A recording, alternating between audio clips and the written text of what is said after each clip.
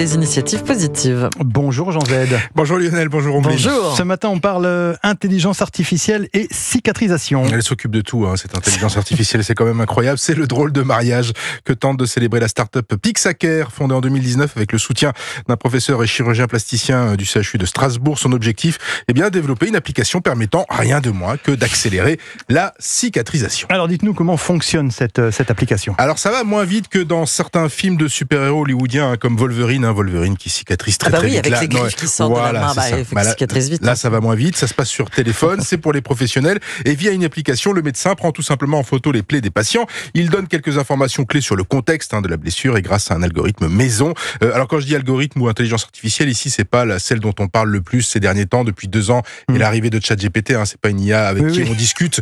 Elle donne plutôt des résultats et des résultats très précis. Et du coup, le professionnel de santé, il accède à de nouvelles informations afin de réaliser un suivi complet de cette cicatrisation. Le premier objectif, c'est, je le disais, donc d'établir le bilan le plus précis possible de la cicatrice. Ça permet d'accélérer justement cette cicatrisation parce qu'on va s'adapter. Le second objectif de cette intelligence artificielle est de centraliser toutes les informations, que vous soyez en face de votre médecin ou d'un personnel hospitalier. Tous les professionnels de santé peuvent suivre l'évolution de la cicatrisation. Ils ont accès aux mêmes informations et cela réduit notamment les durées d'hospitalisation et la fréquence des consultations. Et mine de rien, ça concerne pas mal de monde. Pixhacker ambitionne même de faciliter le parcours de soins de 2,5 millions de personnes souffrant de plaies chroniques en France. Et ils en sont à combien aujourd'hui ? Alors, la start-up strasbourgeoise installée dans le campus médical de Nexmed revendique le suivi de 70 000 patients pour 400 000 photos. C'est très bien.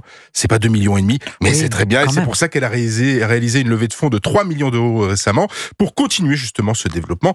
Elle mise sur la possibilité, étude à l'appui, de réduire d'1 tiers le temps de cicatrisation et de diminuer de moitié les consultations de suivi. C'est la Sécu qui va être contente.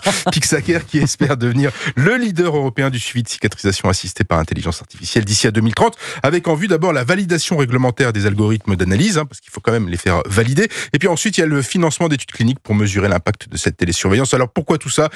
Pour pouvoir proposer un jour le remboursement par l'assurance maladie de cette application, évidemment. C'est ce qui sera déterminant. Exactement. Merci Jean-Z, Merci les initiatives positives tous les matins sur Europe.